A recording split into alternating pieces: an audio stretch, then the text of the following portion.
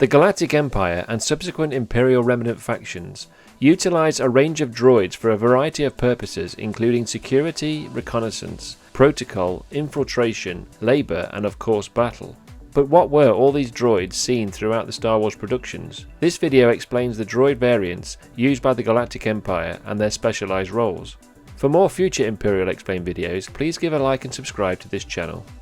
One of the most recognizable and feared droids used by the Empire was the interrogation unit developed in secret by the Department of Military Research to extract information from prisoners through the use of mind probes. However, although the droid interrogated to exploit every physical and mental point of weakness, the Jedi and Force sensitives were known to be able to resist mind probes, and often this meant Darth Vader's Inquisitors were left to perform interrogations of their own.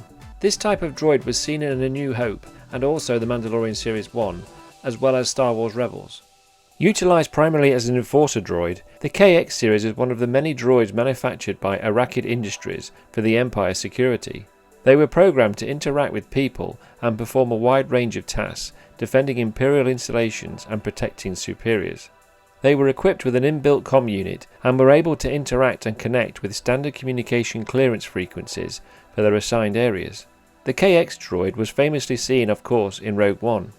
Seen originally used by Jabba the Hutt's crime organisation, the Gatekeeper droid was another used for security purposes. Utilised by multiple galactic factions over many years, the droid was also employed by Moff Gideon's Imperial remnant after the fall of the Empire.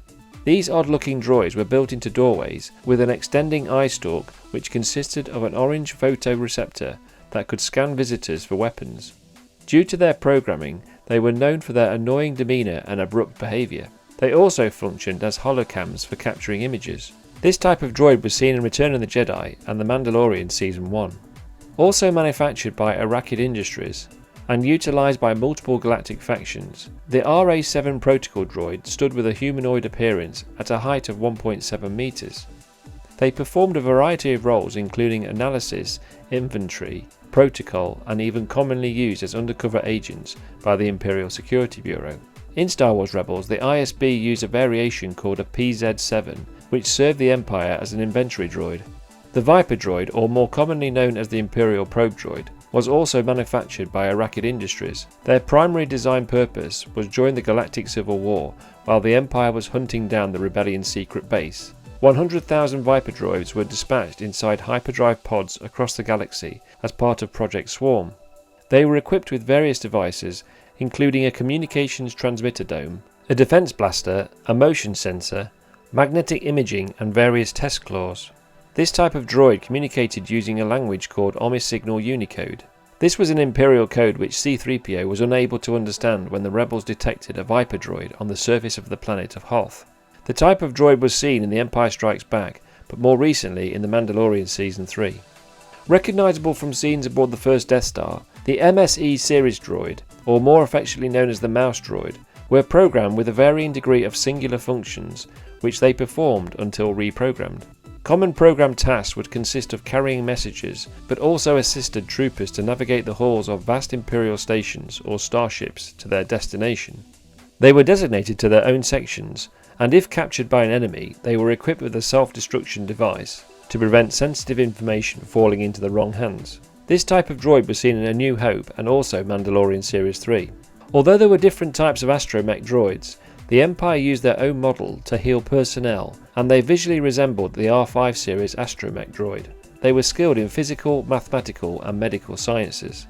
The DT series sentry droid, also known simply as the Imperial Sentry droid, was a line manufactured by Bactoid Combat Automata, who were a manufacturer of battle droids, many of which saw use in the Separatist droid army. The Galactic Empire utilised Imperial Sentry droids as guards and combat training units, with one specific training model being stationed on Kamino after the Clone Wars. Commonly, this type of droid was stationed aboard Imperial starships, such as a Class 4 container transport or an Imperial Star Destroyer. They were seen in Star Wars Rebels with Grand Admiral Thrawn. Manufactured by Industrial Automation, this droid, although used by the Empire for labour purposes, it had been for many years a general-purpose droid for many differing factions, including the Galactic Republic and the Confederacy of Independent Systems. A droid which resembled a smaller version of the Viper droid was the ID-9 Seeker.